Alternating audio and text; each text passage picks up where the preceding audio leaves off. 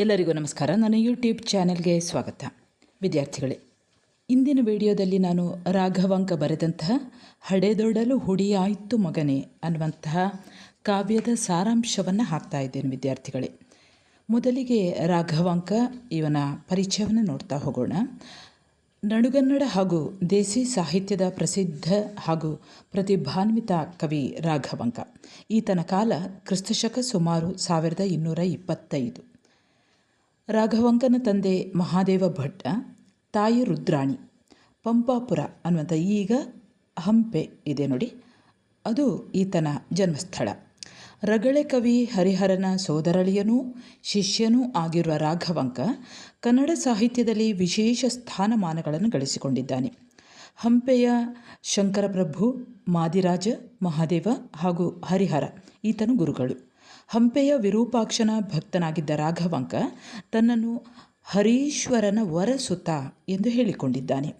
ಈತನಿಗೆ ರಾಘವ, ರಾಘವಾಂಕ, ರಾಘವಾಂಕ ಪಂಡಿತ ಎನ್ನುವ ಹೆಸರುಗಳಿವೆ. ಹಾಗೆ ಅನೇಕ ಬಿರುದುಗಳು ಇವೆ. ಉಭಯ ಕವಿ ಕಮಲರವಿ, ಹಾಗೆ ಕವಿ ಶರಭ ಬೇರುಂಡ, ಹಾಗೆ ಷಟ್ಪದಿ ಬ್ರಹ್ಮ ಅನ್ನುವಂತಹ ಬಿರುದುಗಳು ಇವೆ. ಹಂಪೆಯನ್ನು ತನ್ನ ಕಾರ್ಯಸ್ಥಳವಾಗಿ ಮಾಡಿಕೊಂಡಿದ್ದ ರಾಘವಾಂಕ ಕನ್ನಡದಲ್ಲಿ ಮೊದಲ ಬಾರಿಗೆ ಷಟ್ಪದಿ ಛಂದಸ್ಸನ್ನು ಕಾವ್ಯಕ್ಕೆ ಬಳಸಿಕೊಂಡದ್ದು ಮಾತ್ರವಲ್ಲದೆ ಅದರಲ್ಲಿ ಹಲವಾರು ಪ್ರಯೋಗಗಳನ್ನು ಕೂಡ ಮಾಡಿದ್ದ ಎನ್ನುವಂಥ ತಿಳಿದು ಬರುತ್ತದೆ. ಹಾಗಾಗಿಯೇ ಆತನನ್ನು ಕನ್ನಡದ ಷಟ್ಪದಿ ಸಂಪ್ರದಾಯ ಸಂಸ್ಥಾಪಕ ಎಂದು ಕೂಡ ಗೌರವಿಸಲಾಗಿದೆ. ರಾಘವಾಂಕನು ಹರಿಶ್ಚಂದ್ರ ಕಾವ್ಯ, ಸಿದ್ಧರಾಮ ಚಾರಿತ್ರ, ಸೋಮನಾಥ ಚರಿತ್ರೆ, ವೀರೇಶ ಚರಿತೆ, ಶರಭ ಚಾರಿತ್ರ ಹಾಗೂ ಹರಿಹರ ಮಹತ್ವ ಅನ್ನುವಂತಹ 6 ಕಾವ್ಯಗಳನ್ನು ರಚಿಸಿರುವಂಥದ್ದು ಕಂಡುಬರುತ್ತದೆ.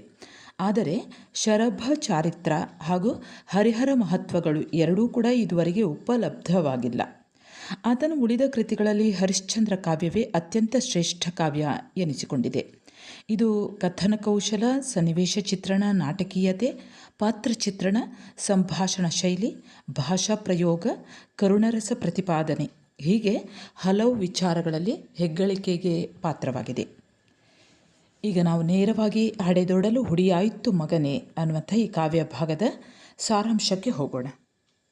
ಈ ಕಾವ್ಯ ಭಾಗದ ಸಾರಾಂಶವನ್ನು ಮಾಡುವ ಮೊದಲು ಸ್ವಲ್ಪ ಅದರ ಹಿನ್ನೆಲೆಯನ್ನು ನೋಡಿಕೊಳ್ಳೋಣ. ಈ ರಾಘವಾಂಕನ ಮೊದಲ ಕೃತಿ ಹರಿಶ್ಚಂದ್ರ ಕಾವ್ಯ. ಈತ 3 ಲೋಕಕ್ಕೂ ಕೂಡ ತಾನೊಬ್ಬ ಸತ್ಯ ಹರಿಶ್ಚಂದ್ರ, ಹರನೆಂಬುದೇ ಸತ್ಯ, ಸತ್ಯವೆಂಬುದೇ ಹರನು ಅನ್ನುವಂತಹ ಒಂದು ಕೀರ್ತಿಯನ್ನು ಪಡೆದಂತಹ ಹರಿಶ್ಚಂದ್ರ ರಾಜನ ಕಥೆ ಈ ಕಾವ್ಯದ ವಸ್ತು. ಹರಿಶ್ಚಂದ್ರ ಭೂಪತಿಯ ಪುರಾಣ ಕಥೆ ಈ ಕಾವ್ಯದ ವಸ್ತು. ರಾಜ ಹರಿಶ್ಚಂದ್ರ ಸತ್ಯವನ್ನೇ ವ್ರತ ಎಂದು ತಿಳಿದಂತಹ ರಾಜ.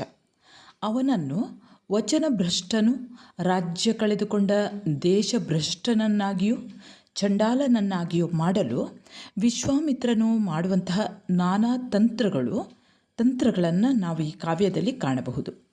ಹರಿಶ್ಚಂದ್ರನಿಂದ ಸುಳ್ಳು ಹೇಳಿಸಬೇಕು, ಅವನಿಗೆ ಚಂಡಾಲರ ಸಹವಾಸ ಮಾಡಿಸಬೇಕು, ಅವನಿಂದ ರಾಜ್ಯವನ್ನೇ ಕಸಿದುಕೊಂಡಂತಹ ವಿಶ್ವಾಮಿತ್ರ ದಕ್ಷಿಣ ಹಣ ತರಲು ಆಗ್ರಹಿಸಿ ರಾಜ್ಯ ಭ್ರಷ್ಟಗೊಳಿಸುತ್ತಾನೆ. ಸತಿ ಚಂದ್ರಮತಿ ಮತ್ತು ಪುತ್ರ ಲೋಹಿತಾಶ್ವನ ಸಮೇತ ಕಾಶಿನಗರಕ್ಕೆ ಬಂದಂತಹ ಹರಿಶ್ಚಂದ್ರನು ಹೆಂಡತಿ ಮಗನನ್ನು ವಿಪ್ರನೊಬ್ಬನ ಮನೆಯಲ್ಲಿ ಕೆಲಸಕ್ಕಾಗಿ ಮಾರಿ ತಾನು ಸ್ಮಶಾನ ಕಾಯುವ ಆಳಾಗುತ್ತಾನೆ. ಇಲ್ಲಿ ವಿಪ್ರ ಮತ್ತು ಸ್ಮಶಾನ ಕಾಯುವಂತಹ ಅಲ್ಲಿ ವೀರಬಾಹುಕ ಇರ್ಬೋದು, ಅದೆಲ್ಲ ಹೆಸರುಗಳು ನಿಮಗೆ ಗೊತ್ತಿರ್ಬೋದು ಈಗಲೇ. ಇದ್ದ ರಾಣಿ ಚಂದ್ರಮತಿ ಹಾಗೂ ಸುತ ಲೋಹಿತಾಶ್ವ ಬೇರೆಯವರ ಮನೆಯ ಆಳಾಗಿ ಅನೇಕ ತೊಂದರೆ ತಾಪತ್ರಯಗಳನ್ನು ಎದುರಿಸ್ತಾರೆ. ಇಲ್ಲಿ ಈಗ ಇರುವಂತಹ ಕಥೆ ಅಂದರೆ ಆ ವಿಪ್ರನ ಮನೆಯಲ್ಲಿ ಇದ್ದಂತಹ ಲೋಹಿತಾಶ್ವನು ಆತನ ಮನೆಯ ಕೆಲಸವನ್ನು ಮಾಡ್ತಾ ಇದ್ದ. ಹಾಗೆ ಚಂದ್ರಮತಿಯೂ ಕೂಡ ಅದೇ ಮನೆಯ ಕೆಲಸದ ಆಳಾಗಿದ್ದಳು.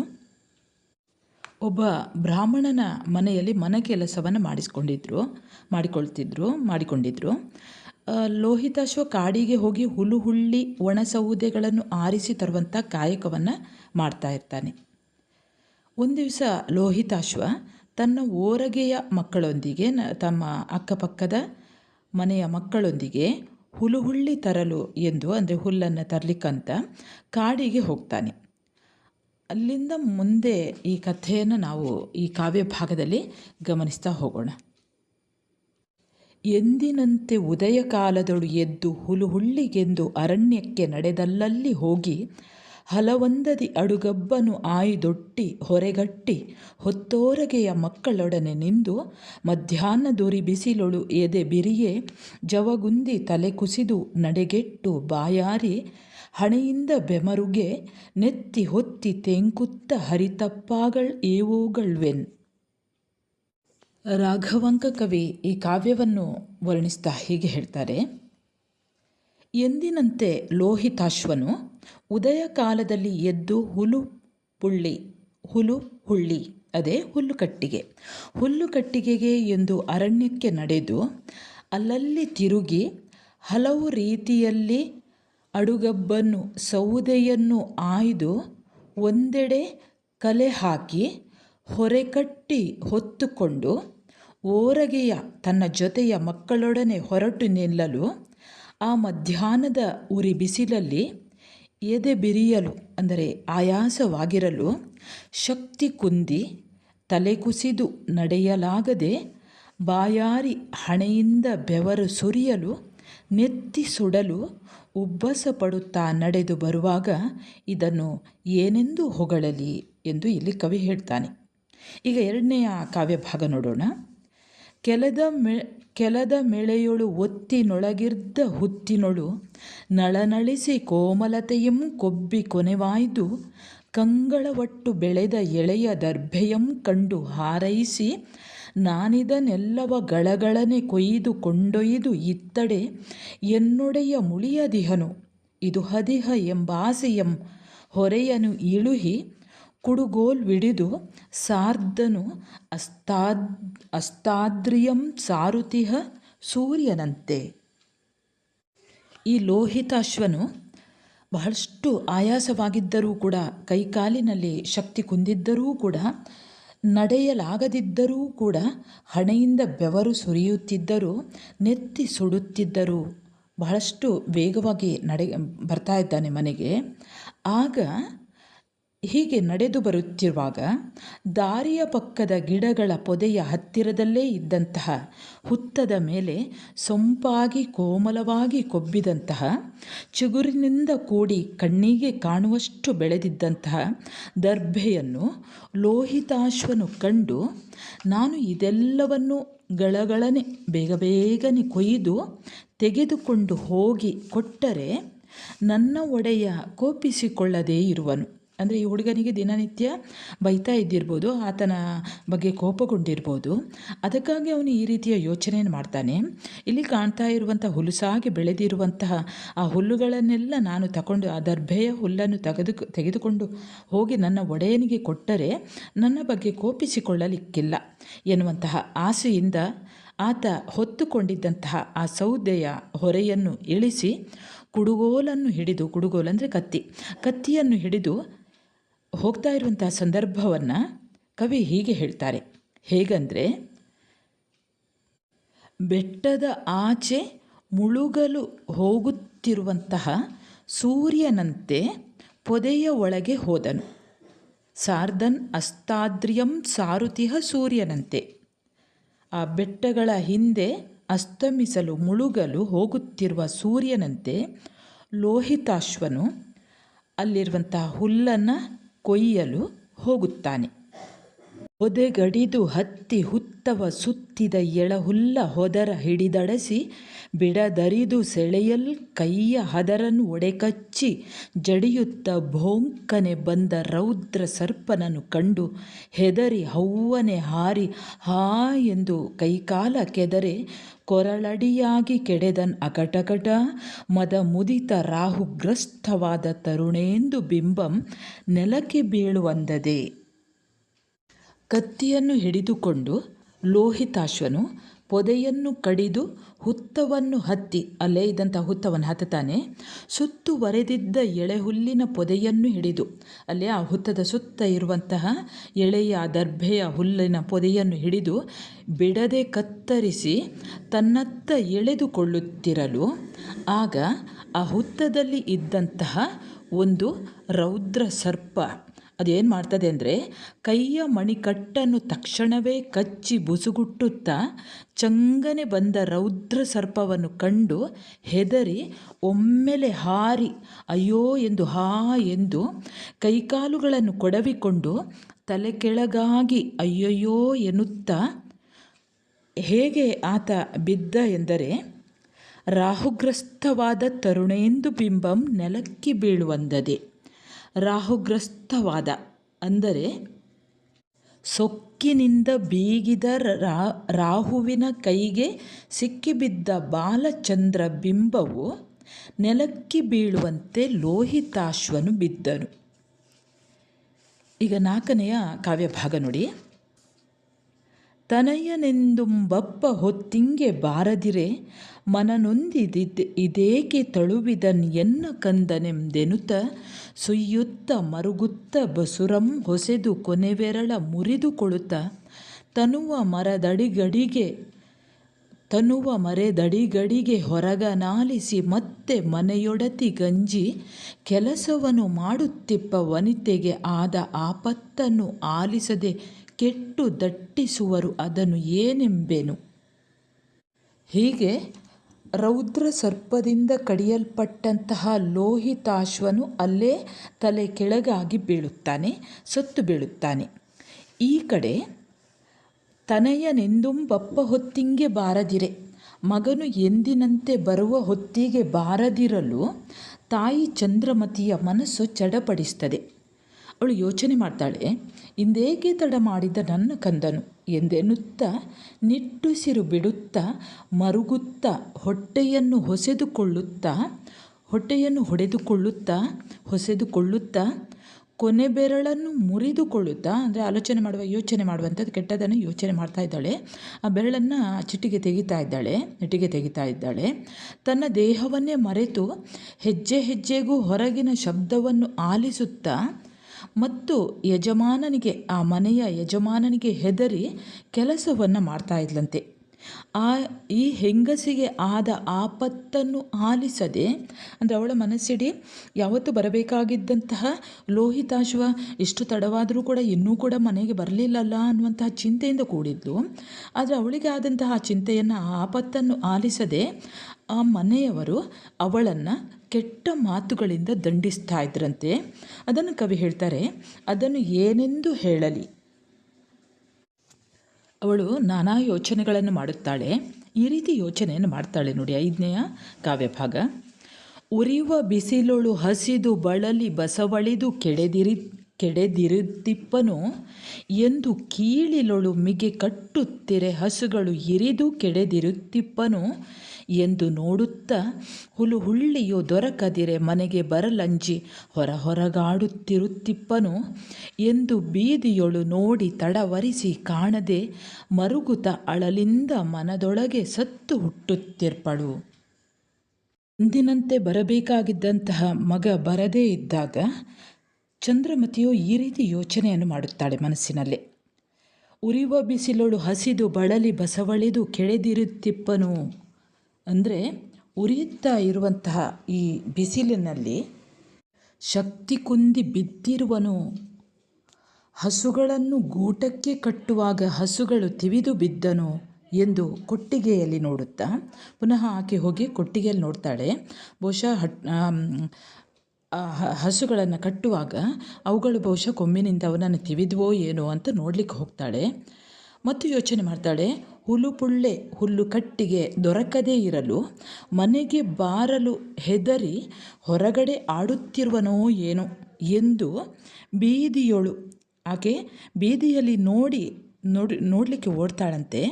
ಬೀದಿಯಲ್ಲಿ ನೋಡಿ ತಡವರಿಸಿ ಕಾಣದೆ, ಅಂದರೆ ಕತ್ತಲಾಗಿದೆ, ಆ ಕತ್ತಲಲ್ಲಿ ಆಕೆಗೆ ಕಾಣಿಸ್ತಾ ಇಲ್ಲಂತೆ. ತಡವರಿಸಿ ಕಾಣದೆ ಮರುಗುತ್ತ ದುಃಖದಿಂದ ಮನಸ್ಸಿನ ಒಳಗೆ ಸತ್ತು ಹುಟ್ಟುತ್ತಿರ್ಪಳು, ಮನಸ್ಸಿನ ಒಳಗೊಳಗೆ ಸತ್ತು ಹುಟ್ಟುತ್ತಿರುವಳು ಚಂದ್ರಮತಿ.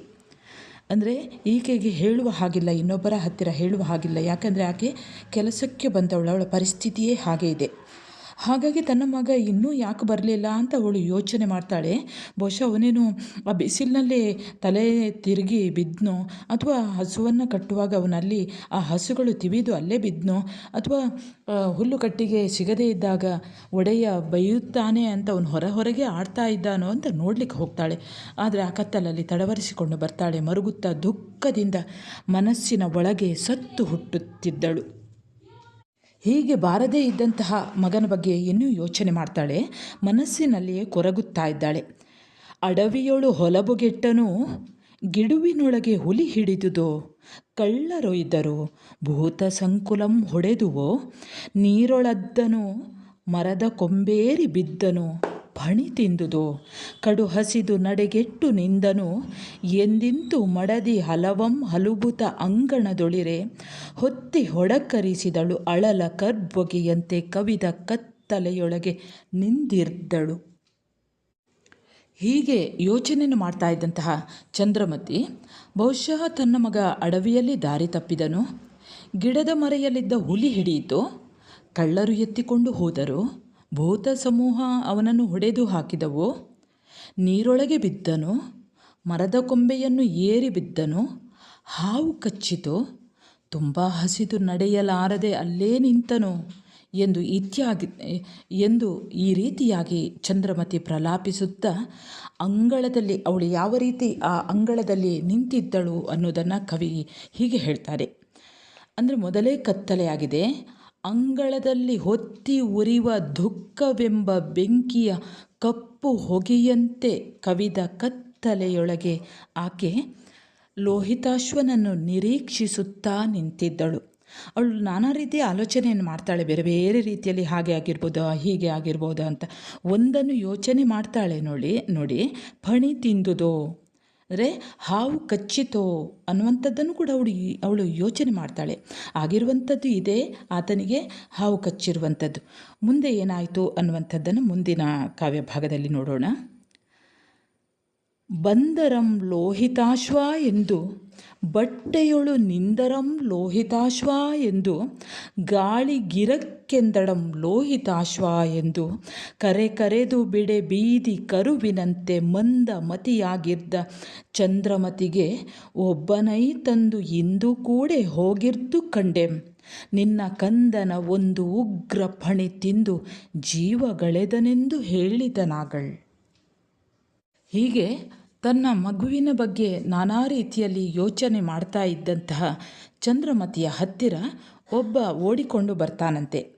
ಅವಳು ಹೇಗೆ ನಿಂತಿದ್ದಾಳೆ, ಯಾವ ರೀತಿ ಚಂದ್ರಮತಿಯು ಲೋಹಿತಾಶ್ವನನ್ನು ಹುಡುಕುತ್ತಾ ಇದ್ದಾಳೆ ಅಂದರೆ, ಬಂದರಂ ಲೋಹಿತಾಶ್ವ ಎಂದು ಯಾರಾದರೂ ಬಂದರೆ, ಆ ಕತ್ತಲಿನ ದಾರಿಯಲ್ಲಿ ಯಾರಾದರೂ ಬರ್ತಾ ಇದ್ದರೆ ಲೋಹಿತಾಶ್ವನೇ ಬಂದ ಎಂದು ಲೋಹಿತಾಶ್ವ ಅಂತ ಕರಿತಾ ಇದ್ಲಂತೆ.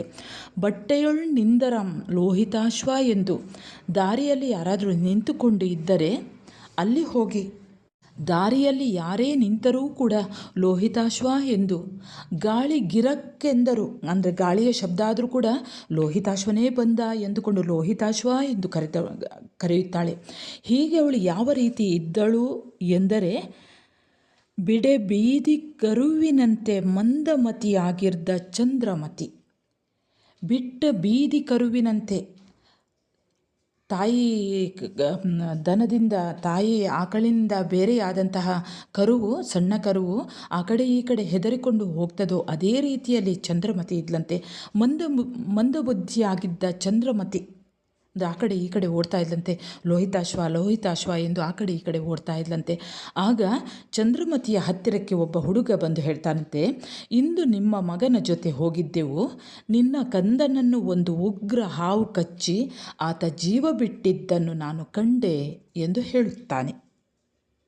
ಆಗ ಅವಳು ಕೂಡಲೇ ಪ್ರಶ್ನೆಯನ್ನು ಹಾಕುತ್ತಾಳೆ. ನೋಡಿ ಹೇಗೆ ಪ್ರಶ್ನೆಯನ್ನು ಆ ಹುಡುಗನಿಗೆ ಹೇಳ್ತಾಳೆ ಅಂದರೆ, ಏಕೆ ಕಚ್ಚಿತ್ತು ಆವ ಕಡೆ ಆವ ಹೊಲನಕ್ಕ ಅಕಟ ಕುಮಾರಂ ಮಡಿದ ಠಾವೆನಿತು ದೂರವೇ ಎನ್ನಲು, ಈ ಕಡೆಯೊಳು ಈ ಹೊಲದೊಳು ಈ ಮರದ ಕೆಲದ ಹುತ್ತಿನ ಹುಲ್ಲ ಕೊಯ್ಯೆ ಕೈಯ ನೂಕಿ ಫಣಿಯಗಿಯೇ ಕೆಡೆದಂ ದೂರವೇ ಅಲ್ಲಲ್ಲ ಬೇಕಾದಡೆ ಈಗ ಹೋಗು ಇಲ್ಲದಿರ್ದೊಡೆ ಬಳಿಕ ಅನೇಕ ಭಲ್ಲುಕ ಜಂಬುಕಂ ಘೂಕ ವೃಕಗಳು ಎಳೆಯದೇ ಬಿಡವು ಕೇಳೆಂದನು.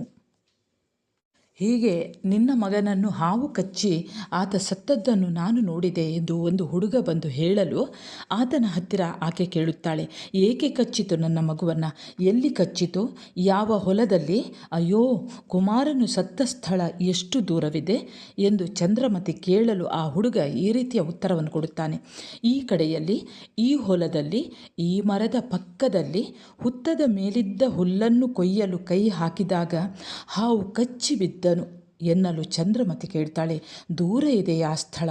ದೂರವೇ ಎನ್ನಲು ಆ ಹುಡುಗ, ಇಲ್ಲ, ಹತ್ತಿರವೇ ಇದೆ, ಬೇಕಾದರೆ ಈ ಕೂಡಲೇ ಹೋಗು, ಇಲ್ಲದಿದ್ದರೆ ಕರಡಿ ಗೂಬೆ ತೋಳಗಳು ಎಳೆದಾಡಿ ತಿನ್ನುತ್ತವೆ. ಅಂದರೆ ನೀನು ಆದಷ್ಟು ಬೇಗ ಹೋಗು, ಅನೇಕ ಭಲ್ಲುಕಗಳು ಬರ್ತವೆ, ಜಂಬುಕಗಳು ಬರ್ತವೆ, ಘೂಕ ವೃಕಗಳು ಬರ್ತವೆ, ಕರಡಿಗಳು ನರಿ ಗೂಬೆ ತೋಳಗಳು ಎಳೆದಾಡಿ ಆತನನ್ನು ತಿಂದು ಹಾಕುತ್ತವೆ ಎಂದು ಈ ತಾಯಿಯ ಹತ್ತಿರ, ಚಂದ್ರಮತಿಯ ಹತ್ತಿರ ಆ ಹುಡುಗ ಬಂದು ಹೇಳುತ್ತಾನೆ.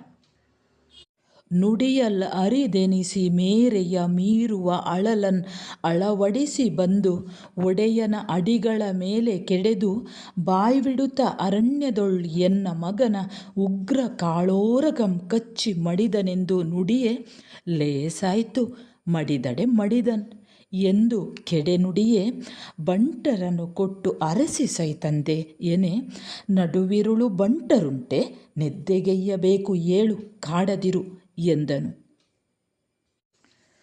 ಲೋಹಿತಾಶ್ವನನ್ನು ಹಾವು ಕಚ್ಚಿ ಆತ ಸತ್ತು ಹೋದ ಎಂದು ಆ ಹುಡುಗ ಹೇಳಿದಾಗ ಚಂದ್ರಮತಿಗೆ ಏನೂ ಮಾತನಾಡಲು ಆಗದೆ ಮಿತಿಮೀರಿದ ದುಃಖವನ್ನು ಆಕೆ ತಡೆದುಕೊಳ್ಳುತ್ತಾಳೆ. ಬಂದು ಮನೆಯಲ್ಲಿ ಇರುವಂತಹ ಒಡೆಯನ ಕಾಲುಗಳ ಮೇಲೆ ಬೀಳುತ್ತಾಳೆ. ಬಿದ್ದು ಬಾಯಿ ಬಿಟ್ಟು ಹೇಳ್ತಾಳಂತೆ, ಅಂದರೆ ಬೊಬ್ಬೆ ಹಾಕಿಕೊಂಡು ಕೂಗಿಕೊಂಡು ಹೇಳ್ತಾಳಂತೆ, ಅರಣ್ಯದಲ್ಲಿ ನನ್ನ ಮಗನನ್ನು ಉಗ್ರ ಕಾಳಸರ್ಪವೊಂದು ಕಚ್ಚಿ ಆತ ಸತ್ತು ಹೋದ ಎಂದು ಹೇಳಲು ಆಗ ಆತ ಹೇಳ್ತಾನೆ, ಒಳ್ಳೆಯದಾಯಿತು, ಸತ್ತರೆ ಸಾಯಲಿ ಅಂತ ಒಂದು ಕೆಟ್ಟ ನುಡಿಯನ್ನು ಆಡುತ್ತಾನೆ. ಅಂದರೆ ಪಾಪ ಎಷ್ಟು ದುಃಖದಿಂದ ಹೇಳ್ತಾಳೆ. ತನ್ನ ಮಗ ಸತ್ತಂತಹ ದುಃಖದಿಂದ ಆಕೆ ಹೇಳುವಾಗ ಅವನು ಈ ರೀತಿಯಾಗಿ ಮಾತಾಡ್ತಾನೆ, ಸತ್ತರೆ ಸಾಯಲಿ, ಒಳ್ಳೆಯದಾಯಿತು ಬಿಡು ಅಂತ. ಆಗ ಚಂದ್ರಮತಿ ಹೇಳ್ತಾಳೆ, ಸೇವಕರನ್ನಾದರೂ ಕಳುಹಿಸಿ ಹುಡುಕಿಸಿ ತಂದೆ ಅಂತ ಹೇಳ್ತಾಳೆ ಅವಳು. ಆಗ ಅವನು ಹೇಳ್ತಾನೆ, ಈ ಅರ್ಧರಾತ್ರಿಯಲ್ಲಿ ಸೇವಕರು ಸಿಗ್ತಾರಾ? ಹೋಗು, ನಾನು ನಿದ್ದೆ ಮಾಡಬೇಕು, ನನ್ನನ್ನು ಕಾಡಬೇಡ, ಹೋಗು ಎಂದು ಜೋರು ಮಾಡುತ್ತಾನೆ. ಈಗ ನಾವು 12ನೆಯ ಪದ್ಯ ಭಾಗವನ್ನು ನೋಡೋಣ. ಕ್ಷಮಿಸಿ, 10ನೆಯ ಪದ್ಯ ಭಾಗ ನೋಡಿ. ನರಿಗಳೆಳೆಯದ ಮುನ್ನ ದಹಿಸಬೇಡವೇ ತಂದೆ, ಕರುಣಿಸು ಎನೆ ದುರ್ಮರಣ ಒಟ್ಟ ಶೂದ್ರನನ್ನು ಸಂಸ್ಕರಿಸುವವರು ಆವಲ್ಲವೆಂದು ಎನಲ್ಕೆ ಆನಾದಡಂ ಹೋಗಿ ಕಂಡು ಮಗನ ಉರಿಗಿತ್ತು ಬಪ್ಪೆನೆ ಎನೆ ಕೆಲಸಮಂ ಬಿಟ್ಟು ಹರಿಯದಿರ್ದುದನ್ ಗೆಯ್ದು ಹೋಗು ಎನಲು ಚಚ್ಚರದಿ ಮಾಡುವ ಕಜ್ಜವೆಲ್ಲಮಂ ಮಾಡಿ ಹೊರವಂಟಳ್ ಒಯ್ಯನೆ ಮನೆಯನು. ಈ ಕಾವ್ಯ ಭಾಗದಲ್ಲಿ ಬಹಳಷ್ಟು ದುಃಖಭರಿತವಾದಂತಹ ಒಂದು ಸಂದರ್ಭ ಇಲ್ಲಿದೆ ನೋಡಿ. ಯಾವ ರೀತಿ ಅಂದರೆ, ಆ ಮಗು ಅಲ್ಲಿ ಸತ್ತು ಬಿದ್ದಿದ್ರೂ ಕೂಡ ಅಂತಹ ಒಂದು ನೋವಿನಲ್ಲಿಯೂ ಕೂಡ ಅವನು ಹೇಳ್ತಾನೆ, ಮಾಡುವಂಥ ಕೆಲಸಗಳನ್ನೆಲ್ಲ ಮಾಡಿ ಹೋಗು ಅಂತ. ನನ್ನ ಹತ್ತಿರ ಬಂಟರು ಸೇವಕರು ಇಲ್ಲ, ನನಗೆ ನಿದ್ದೆ ಮಾಡಬೇಕು ಅಂತ ಹೇಳಿದಾಗ ಮತ್ತೆ ಆಕೆ ಹೇಳ್ತಾಳೆ. ಯಾವ ರೀತಿ ಹೇಳ್ತಾಳೆ ಅಂದರೆ, ನರಿಗಳು ಎಳೆಯುವುದಕ್ಕೆ ಮೊದಲು ಸುಡಬೇಡವೇ ತಂದೆ, ಕರುಣಿಸು, ನನ್ನ ಮೇಲೆ ದಯೆ ತೋರು ಅಂತ ಹೇಳಿದಾಗ ಆತ ಹೇಳ್ತಾನೆ, ದುರ್ಮರಣವನ್ನು ಅಪ್ಪಿದಂತಹ ಶೂದ್ರನನ್ನು ಸಂಸ್ಕಾರ ಮಾಡುವವರು ನಾವಲ್ಲ. ಅಂದರೆ ದುರ್ಮರಣಕ್ಕೆ, ಕೆಟ್ಟ ಮರಣಕ್ಕೆ ಈಡಾದಂತಹ ಶೂದ್ರನನ್ನು, ಅಂದರೆ ಅವರಿಬ್ಬರೂ ಕೆಲಸಕ್ಕೆ ಇದ್ದದ್ದು ವಿಪ್ರನ ಮನೆಯಲ್ಲಿ, ಬ್ರಾಹ್ಮಣನ ಮನೆಯಲ್ಲಿ.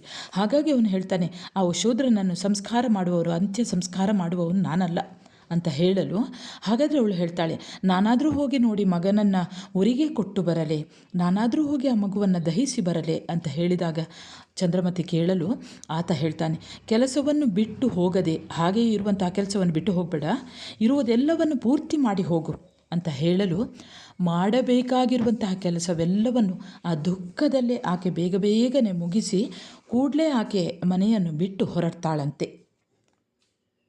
ಗಮನಿಸಿ. ತೊರೆದ ತವಕದ ಮರುಕದಿಂದ ಅಂದರೆ ತನ್ನ ಮಗನ ಬಗೆಗಿನ ಕೈಬಿಟ್ಟ ತವಕ, ಅಂದರೆ ತನ್ನ ಮಗವನ್ನು ತಾನು ಕೈಬಿಟ್ಟೆ ಅಲ್ಲ ಅನ್ನುವಂತಹ ಒಂದು ತವಕ, ಮನಸ್ಸಿನ ದುಃಖದಿಂದ ಆ ಕಡೆಗೊಮ್ಮೆ ಈ ಕಡೆಗೊಮ್ಮೆ ಓಡಾಡಿಕೊಂಡವಳು ಕಣ್ಣೀರಿನ ಕಾರಣದಿಂದ ಮುಂದೇನಿದೆ ಅಂತ ಅವಳಿಗೆ ಗೊತ್ತಾಗ್ತಾ ಇಲ್ಲ. ಸಮತೋಲನವನ್ನು ತಪ್ಪಿಬಿದ್ದು, ಅಂದರೆ ಓಡುವ ರಭಸದಲ್ಲಿ ಆಕೆ ಬೀಳ್ತಾಳೆ, ಮತ್ತೆ ಹೇಳ್ತಾಳೆ. ತೀಕ್ಷ್ಣವಾದಂಥ ದುಃಖದ ಉರಿ, ಅಂದರೆ ಆ ಮನಸ್ಸಿನ ತುಂಬ ತನ್ನ ಮಗ ತೀರಿಕೊಂಡಿದ್ದಾನೆ ಅನ್ನುವಂತಹ ದುಃಖ ಇದೆ. ಹಾಗಾಗಿ ಆಕೆ ತುಂಬ ಗಟ್ಟಿಯಾಗಿ ಅರಚಿಕೊಂಡು ಮಗನನ್ನು ಕರೆಯುತ್ತಾ, ಗೋಳಾಡುತ್ತಾ, ಹಂಬಲಿಸುತ್ತಾ, ಬೊಬ್ಬೆ ಹಾಕುತ್ತಾ, ಅಸ್ತಿತ್ವವನ್ನು ಕಳೆದುಕೊಳ್ಳುತ್ತಾ, ಅಂದರೆ ತಾನು ಏನು ಮಾಡ್ತಾ ಇದ್ದೇನೆ ಅನ್ನೋದೇ ಅವಳಿಗೆ ಗೊತ್ತಾಗ್ತಾ ಇಲ್ಲ. ಆರ್ತನಾದ ಮಾಡ್ತಾ, ದುಃಖಿಸ್ತಾ, ಆಯಾಸ ಪಡ್ತಾ, ಹರ ಹರ ಮಹಾದೇವ ಅಂತ ತನ್ನ ಮನಸ್ಸಲ್ಲೇ ಅಂದ್ಕೊಳ್ತಾ ತನ್ನ ಮಗನನ್ನು ಸಾಯಿಸಿದಂತಹ ಆ ಹುತ್ತದ ಕಡೆಗೆ ಚಂದ್ರಮತಿ ಬರುತ್ತಾಳೆ. ಹೀಗೆ ಓಡಿ ಬಂದಂತಹ ಚಂದ್ರಮತಿ ಎದುರಲ್ಲೇ ಆ ಮಗುವಿನ ಲೋಹಿತಾಶ್ವನ ಶವವನ್ನು ಕಾಣ್ತಾಳೆ. ಆ ಶವ ಹೇಗಿತ್ತು ಅನ್ನೋದನ್ನು ಇಲ್ಲಿ ಕವಿ ಹೇಳ್ತಾರೆ.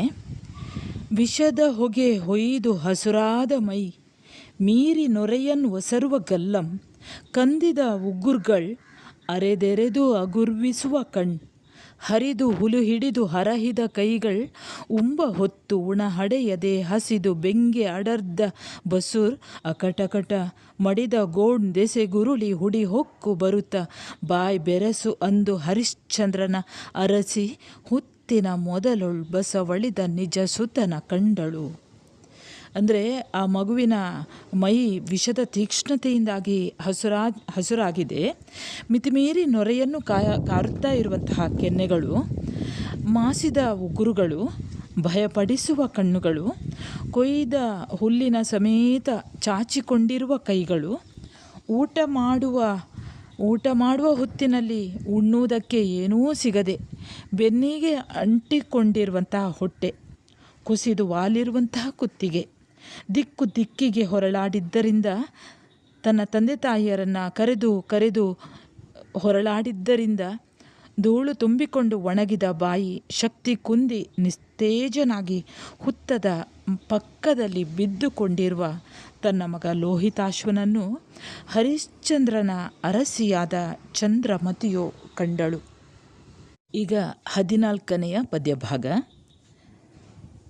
ಕಂಡ ಕಾಣ್ಕೆಯೊಳು ಶಿವಶಿವನಿಂದ ನಿಲುವಿನಲಿ,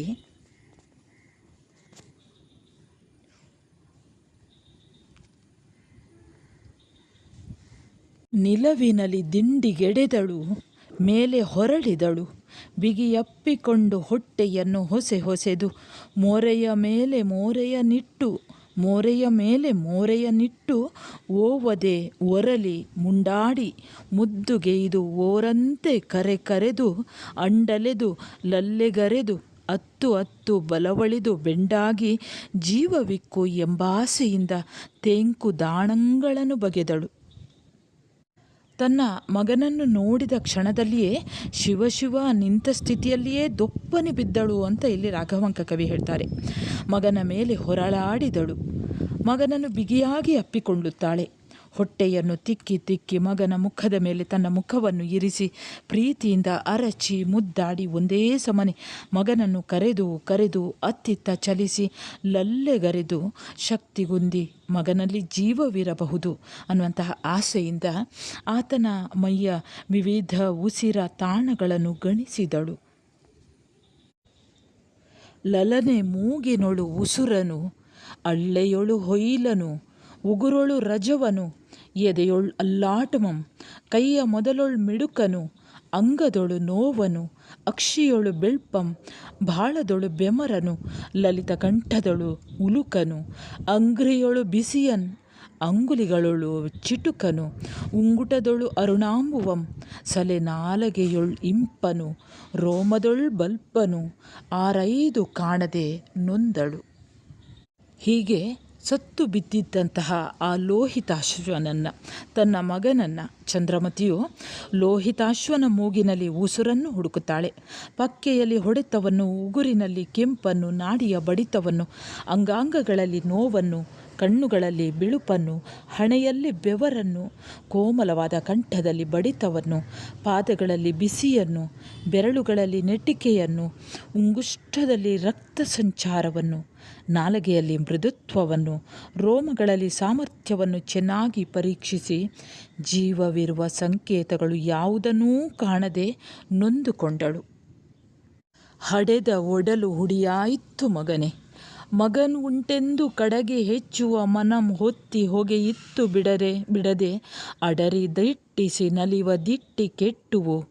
ಸೋಂಕಿ ಪುಳಕಿಸುವ ಕರ್ಣಂಗಳು ಕಡಿವಡೆದವು. ಒಸೆದು ಹೆಸರುಗೊಳುತ್ತಿಪ್ಪ ನಾಲಿಗೆಯ ಕುಡಿ ಮುರುಟಿತು. ಒಮ್ಮೊಮ್ಮೆ ನುಡಿಯನ್ ಆಲಿಪ ಕಿವಿಯ ಹಡಿಗೆತ್ತುದು ಎಲೆ ಕಂದ ಎನ್ನುತ್ತ ಇಂದುಮುಖಿ ಅಂದು ಮರುಗಿ ಬಾಯ್ಬಿಟ್ಟಳು.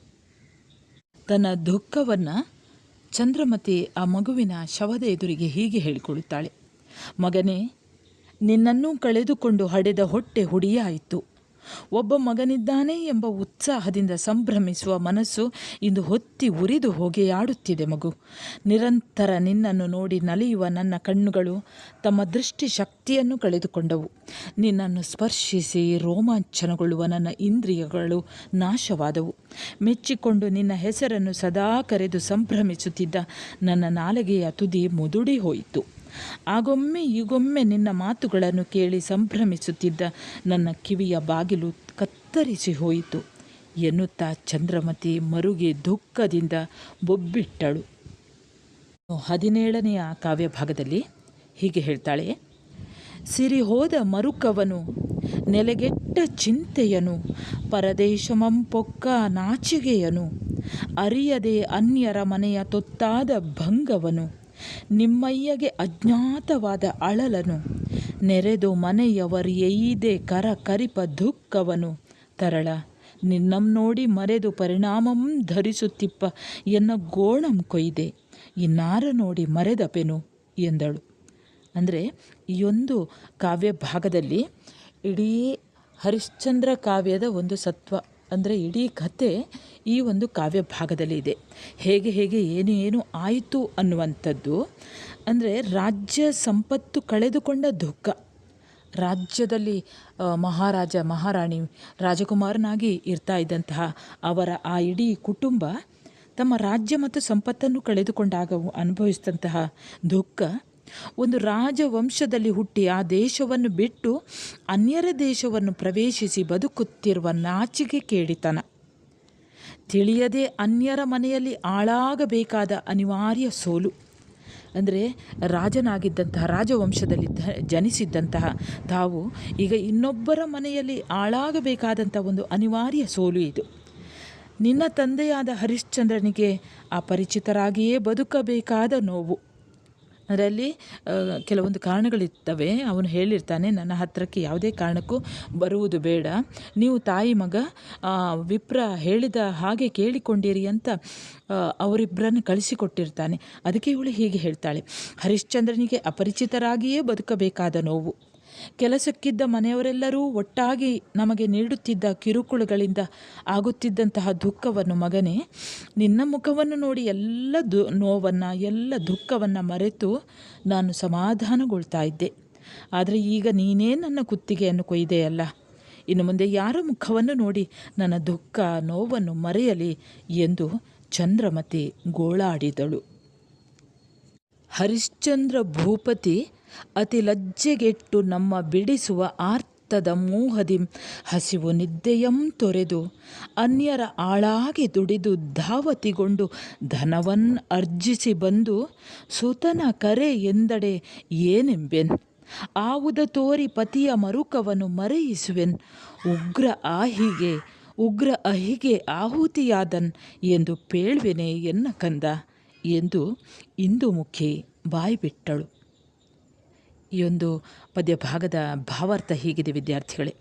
ಹರಿಶ್ಚಂದ್ರ ರಾಜನು ತಾನು ರಾಜವಂಶದಲ್ಲಿ ಹುಟ್ಟಿದ್ದರೂ ಅತ್ಯಂತ ಲಜ್ಜೆಗೆಟ್ಟು ನಮ್ಮನ್ನು ಬಿಡಿಸುವ ಪ್ರೀತಿಯ ಮೋಹದಿಂದ ಇಡೀ ರಾತ್ರಿ ಹಗಲು ಹಸಿವು ನಿದ್ದೆಗಳನ್ನು ಬಿಟ್ಟು ಅನ್ಯರಲ್ಲಿ ಆಳಾಗಿ ದುಡಿದು ತವಕದಿಂದ ಹಣವನ್ನು ಸಂಪಾದಿಸಿಕೊಂಡು ಬಂದು ನನ್ನ ಹತ್ತಿರ ಮಗನನ್ನು ಕರೆ ಎಂದರೆ ನಾನು ಏನೆಂದು ಹೇಳಲಿ?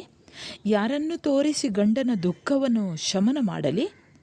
ಮಗ ಲೋಹಿತಾಶ್ವನು ಉಗ್ರ ಸರ್ಪಕ್ಕೆ ಬಲಿಯಾದನೆಂದು ಹೇಳಲಿ ಎಂದು ಚಂದ್ರಮತಿ ರೋಧಿಸುತ್ತಾಳೆ.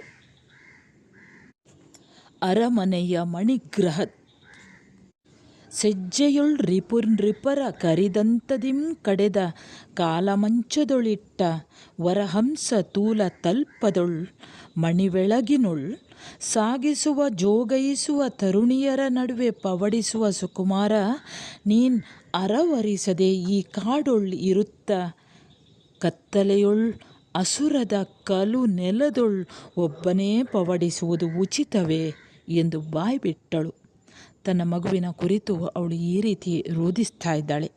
ಅರಮನೆಯಲ್ಲಿ ರತ್ನಾದಿ ಹರಳುಗಳಿಂದ ಅಲಂಕೃತವಾದಂತಹ ಮನೆಯಲ್ಲಿ ವೈರಿರಾಜರ ಆನೆಗಳ ದಂತಗಳಿಂದ ರಚಿಸಿದ ಕಾಲುಗಳು ಉಳ್ಳಂತಹ ಮಂಚದಲ್ಲಿ, ಹಂಸಗಳ ತುಪ್ಪುಳಗಳಿಂದ ಮಾಡಿದ ಹಾಸಿಗೆಯಲ್ಲಿ, ಸಖಿಯರಿಂದ ಜೋಪಾನ ಮಾಡುವಂತಹ ಜೋಕಾಲಿಯಲ್ಲಿ ಜೀಕುವ ತರುಣಿಯರ ನಡುವೆ ಲಾಲಿಸಿಕೊಂಡು ಮಲಗಿ ನಿದ್ರಿಸುವ ಸುಕುಮಾರನಾದ ನೀನು ವಿಚಾರಿಸದೆ ಈ ಒರಟು ನೆಲದಲ್ಲಿ ಮಲಗಿ ನಿದ್ರಿಸುವುದು ಉಚಿತವೇ ಎಂದು ಚಂದ್ರಮತಿ ಪ್ರಲಾಪಿಸುತ್ತಾಳೆ, ಹಲುಬುತ್ತಾಳೆ. ಅಂದರೆ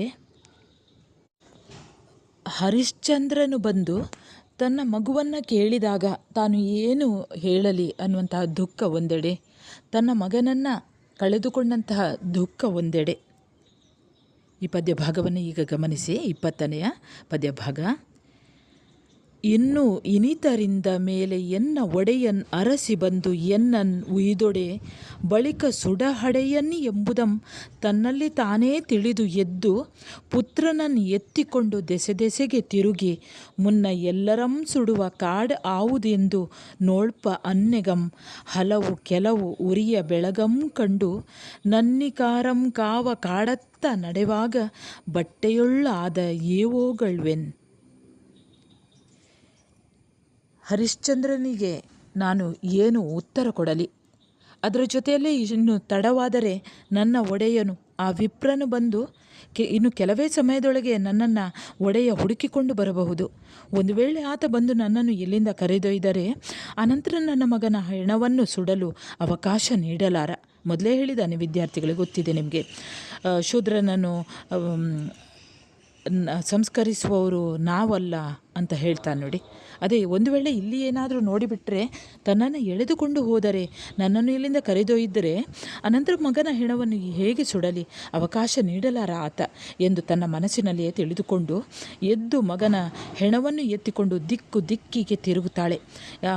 ಅಂತ್ಯ ಸಂಸ್ಕಾರ ಮಾಡುವಂತಹ ಆ ಒಂದು ಇದು ಎಲ್ಲಿ ಎಂದು ಮಗನ ಹೆಣವನ್ನು ಸುಡಲು ಆಕೆ ಆ ಸ್ಮಶಾನ ಎಲ್ಲಿ ಉಂಟು ಅಂತ ಹುಡುಕುತ್ತಾ ಇರುವಾಗ ದೂರದಲ್ಲಿ ಬೆಂಕಿಯನ್ನು ನೋಡ್ತಾಳೆ ಅವಳು. ಆ ಬೆಳಕನ್ನು ಕಂಡು, ಆ ಬೆಂಕಿಯ ಬೆಳಕನ್ನು ಕಾಣ್ತಾಳೆ ಅವಳು. ಆಗ ಸತ್ಯವಂತನಾದಂತಹ ಹರಿಶ್ಚಂದ್ರನು ಕಾಯುತ್ತಿರುವ ಸ್ಮಶಾನದ ಕಡೆಗೆ ಬರುತ್ತಿರುವಾಗ ದಾರಿಯಲ್ಲಿ ಭೀಕರವಾದಂತಹ ಘಟನೆಗಳು ನಡೆಯುತ್ತವಂತೆ. ಈ ಪದ್ಯಭಾಗ ಗಮನಿಸಿ.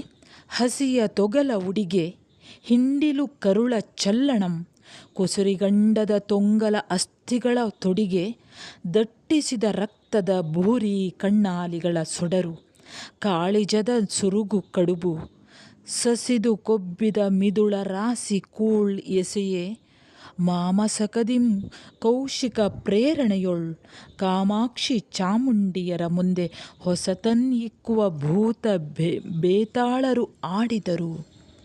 ಅಂದರೆ ಇಲ್ಲಿ ಹಸಿ ಚರ್ಮದ ಉಡುಗೆಗಳನ್ನು ತೊಟ್ಟುಕೊಂಡು ಕರುಳುಗಳ ಗೊಂಚಲಿನಿಂದ ಚಡ್ಡಿಯನ್ನು ಧರಿಸಿಕೊಂಡು ಕೊಚ್ಚಿದ ಮಾಂಸದ ಎಲುಬುಗಳ ಗೊಂಚಲಿನ ತೊಡುಗೆಗಳನ್ನು ಧರಿಸಿಕೊಂಡು ಭಯಭೀತಗೊಳಿಸುವಂತೆ ಭೀಕರವಾಗಿ ತೋರುವ ಕಣ್ಣುಗುಡ್ಡೆಗಳಿಂದ ಬೆಂಕಿಯನ್ನು ಕಾರುತ್ತಾ ಒಣಗಿದ ಕಡುಬುಗಳಂತಿರುವ ಹೃದಯ ಪಿಂಡಗಳಿಂದ ಕೂಡಿ ಅನ್ನದ ರಾಶಿಯಂತೆ ಚದುರಿ ಬಿದ್ದಿರುವ ಕೊಬ್ಬಿದ ಮಿದುಳುಗಳು ಎದ್ದು ಕಾಣುವಂತೆ ವಿಶ್ವಾಮಿತ್ರನ ಪ್ರೇರಣೆಯಿಂದ ಅತಿಯಾದ ಸಿಟ್ಟಿನಿಂದ ಭೂತ ಬೇತಾಳರು ಕಾಮಾಕ್ಷಿ ಚಾಮುಂಡಿಯಂತಿರುವ ಚಂದ್ರಮತಿಯ ಮುಂದೆ ಭೀಕರವಾಗಿ ಭಯಭೀತರಾಗುವಂತೆ ಕುಣಿದಾಡಿದರು. ಅಂದರೆ ಇಲ್ಲಿ ನಿಮಗೆಲ್ಲ ಗೊತ್ತಿದೆ, ಆ ಕಥೆ ಗೊತ್ತಿದೆ. ಅಲ್ಲಿ ವಿಶ್ವಾಮಿತ್ರ ಏನಾದರೂ ಮಾಡಿ ಹರಿಶ್ಚಂದ್ರನಿಂದ ಸುಳ್ಳನ್ನು ಹೇಳಿಸಬೇಕು ಅಂತ ಹಠ ತೊಟ್ಟ ಹಾಗಿದೆ. ಈಗ ಇಲ್ಲಿ ಅವನ ಪ್ರೇರಣೆಯಿಂದಲೇ ಇಲ್ಲಿ ಲೋಹಿತಾಶ್ವ ಕೂಡ ಸಾಯುವಂಥದ್ದು. ಈ ಹೆಣವನ್ನು ಅವಳು ಎತ್ತಿಕೊಂಡು ಬರುವಾಗ ಅವಳಿಗೆ ಭಯಪಡಿಸಬೇಕು ಅಂತ ಈ ಭೂತ ಬೇತಾಳರು ಕುಣಿಯುವ ಹಾಗೆ ಅವಳ ಎದುರಿಗೆ ಅವರು ಚಂದ್ರಮತಿಗೆ ಭಯಭೀತವಾಗುವ ರೀತಿಯಲ್ಲಿ ಅವರು ಕುಣಿದಾಡ್ತಾರಂತೆ. ಮುಂದಿನ ಪದ್ಯ ಭಾಗ ಗಮನಿಸಿ. ಕೆಡೆದ ಮುಂಡದ ಬಿಟ್ಟ ತಲೆಯ ಚೆಲ್ಲಿದ ಕರುಳ ಪಡಲಿಟ್ಟ ಕಾಳಿಜದ ಮಿದುಳ ಕೊಳ್ಗೆಸರಿ ಹೊನಲಿಡುವ ರಕುತದ ಕಡಲೊಳ್ ಅಡಿಯಿಡಲು ಬಾರದು ಎಂಬಂತೆ ವಿಶ್ವಾಮಿತ್ರನು ಅಡವಿಯೊಳಗೆ ಏಯ್ದೆ ನಾನಾ ಭಯಂಕರವ ಸಾಲಿಡಲ್ ಅದನು ಪುತ್ರವು ಶೋಕಾವಿಷ್ಟತೆಯ ಕುಡುಪಿಂ ಲೆಕ್ಕಿಸದೆ ಬಂದು ಸುಡುಗಾಡೊಳು ತನಯನ ಶವವನ್ನು ಇಳುಹಿದಳು. ಅಂದರೆ ಆ ಭೂತ ಬೇತಾಳಗಳನ್ನು ಕುಣಿಸಿ ಅಲ್ಲಿ ಆಕೆಗೆ ಹೆದರಿಕೆ ಉಂಟು ಮಾಡುವಂತೆ ಮಾಡ್ತಾನೆ. ಹಾಗೆ ದಾರಿಯಲ್ಲಿ ಅವಳು ಬರ್ತಾ ಇರುವಾಗ ಸ್ಮಶಾನದಲ್ಲಿ ದಾರಿಯಲ್ಲಿ ಬಿದ್ದುಕೊಂಡಿರುವ ತಲೆಯಿಲ್ಲದ ದೇಹಗಳ ಕೆದರಿದ ತಲೆಗಳ, ಅಂದರೆ ಇಲ್ಲಿ ಭೀಕರವಾದಂತಹ ಒಂದು ವರ್ಣನೆ, ಕೆದರಿದ ತಲೆಗಳ, ಚೆಲ್ಲಾಪಿಲ್ಲಿಯಾಗಿ ಬಿದ್ದಿರುವ ಹೃದಯ ಪಿಂಡಗಳ, ಮಂದವಾದ ಕೆಸರಿನಲ್ಲಿ ಹರಿಯುವ ರಕ್ತದ ಪ್ರವಾಹದಿಂದಾಗಿ ಕಾಲಿಡಲೂ ಕೂಡ ಸಾಧ್ಯವಿಲ್ಲ ಎಂಬಂತೆ ವಿಶ್ವಾಮಿತ್ರನು ಚಂದ್ರಮತಿಯು ಬರುತ್ತಿರುವ ಆ ಕಾಡಿನಲ್ಲಿ ನಾನಾ ಭಯಾನಕವಾದಂಥ ಘಟನೆಗಳನ್ನು ಒಂದಾದ ಮೇಲೊಂದರಂತೆ ಸೃಷ್ಟಿಸಿದಾಗ ಮಗನ ಸಾವಿನ ಶೋಕದ ನೋವಿನ ತೀವ್ರತೆಯಿಂದ ಇದು ಯಾವುದನ್ನು ಲೆಕ್ಕಿಸದೆ ಚಂದ್ರಮತಿಯು ನಡೆದುಕೊಂಡು ಸ್ಮಶಾನದೊಳಗೆ ತನ್ನ ಮಗನ ಹೆಣವನ್ನು ಕೆಳಗಿಳಿಸಿದಳು. ಇಲ್ಲಿಗೆ ವಿದ್ಯಾರ್ಥಿಗಳೇ, ನಿಮ್ಮ ಪಠ್ಯದಲ್ಲಿ ಇರುವಂತಹ ರಾಘವಾಂಕ ಬರೆದಂತಹ ಹಡೆದೊಡಲು ಹುಡಿಯಾಯ್ತು ಮಗನೇ ಅನ್ನುವಂತಹ ಈ ಕಾವ್ಯ ಭಾಗದ ಸಾರಾಂಶ ಮುಕ್ತಾಯವಾಗ್ತದೆ ವಿದ್ಯಾರ್ಥಿಗಳೇ. ನಿಮ್ಮ ಉಪನ್ಯಾಸಕರು ಒಳ್ಳೆಯ ರೀತಿಯಲ್ಲಿ ಪಾಠ ಮಾಡಿರ್ಬೋದು, ಅದನ್ನು ಕೂಡ ಕೇಳಿಕೊಳ್ಳಿ. ಹಾಗೆ ಇದನ್ನು ಕೂಡ ನಿಮಗೆ ಸಮಯ ಬಂದಾಗ ಕೇಳಿಸ್ಕೊಳ್ಳಿ. ವಿದ್ಯಾರ್ಥಿಗಳೇ, ಒಂದನ್ನು ನೆನಪಲ್ಲಿ ಇಟ್ಟುಕೊಳ್ಳಿ. ನಾನು ಕೆಲವೊಂದು ವಿದ್ಯಾರ್ಥಿಗಳಿಗಾಗಿ, ಅಂದರೆ ಒಳ್ಳೆಯ ಅಂಕಗಳನ್ನು ಗಳಿಸುವವರು ಹೇಗೂ ಗಳಿಸ್ತಾರೆ, ಕೆಲವೊಂದು ಕಾರಣಗಳಿಂದಾಗಿ ಪರೀಕ್ಷೆ ಹತ್ತಿರ ಬಂದಾಗ ಓದುವಂತಹ ವಿದ್ಯಾರ್ಥಿಗಳು ಇದ್ದಾರೆ. ಹಾಗೆ ಕೆಲವೊಂದು ವಿದ್ಯಾರ್ಥಿಗಳಿಗೆ ಕಾಲೇಜಿಗೆ ಹೋಗಲಿಕ್ಕೆ ಅನನುಕೂಲವೂ ಕೂಡ ಆಗಿರ್ತದೆ. ಹಾಗೆ ಕೆಲವೊಂದು ವಿದ್ಯಾರ್ಥಿಗಳಲ್ಲಿ ಪಠ್ಯಪುಸ್ತಕಗಳು ಕೂಡ ಇರುವುದಿಲ್ಲ. ಆ ಎಲ್ಲ ಕಾರಣಗಳಿಗೋಸ್ಕರ ಅವರಿಗೆ ಒಂದು ರೀತಿಯಲ್ಲಿ ಉಪಯೋಗವಾಗಲಿ ಅನ್ನುವಂತಹ ಕಾರಣದಿಂದ ಈ ವಿಡಿಯೋಗಳನ್ನು ಹಾಕ್ತಾ ಇದ್ದೇನೆ ವಿದ್ಯಾರ್ಥಿಗಳೇ. ನಾನು ಉಡುಪಿ ಜಿಲ್ಲೆಯಿಂದ ವಾಸಂತಿ ಅಂಬಲ್ಪಾಡಿ ಅಂತ. ವಿದ್ಯಾರ್ಥಿಗಳೇ, ನೀವು ನನ್ನ ಚಾನೆಲ್ಗೆ ಹೊಸಬರಾಗಿದ್ದಲ್ಲಿ ಮೊದಲು ಸಬ್ಸ್ಕ್ರೈಬ್ ಮಾಡುವುದನ್ನು ಮರೆಯದಿರಿ. ಹಾಗೆ ನೀವೊಂದು ಲೈಕ್ ಕೊಡಿ, ಒಂದು ಕಮೆಂಟ್ ಮಾಡಿ, ಮತ್ತು ನಿಮ್ಮ ಸ್ನೇಹಿತರಿಗೂ ಕೂಡ ಇದನ್ನು ಶೇರ್ ಮಾಡಿ. ಮುಂದೆ ಬರುವಂತಹ ಪರೀಕ್ಷೆಗೆ ಶುಭವಾಗಲಿ, ಶುಭವೇ ಆಗುತ್ತದೆ. ಮುಂದೆ ಹೊಸ ಪಾಠದೊಂದಿಗೆ ಮತ್ತೆ ಬರುತ್ತೇನೆ. ಅಲ್ಲಿಯವರೆಗೆ ನಮಸ್ಕಾರ.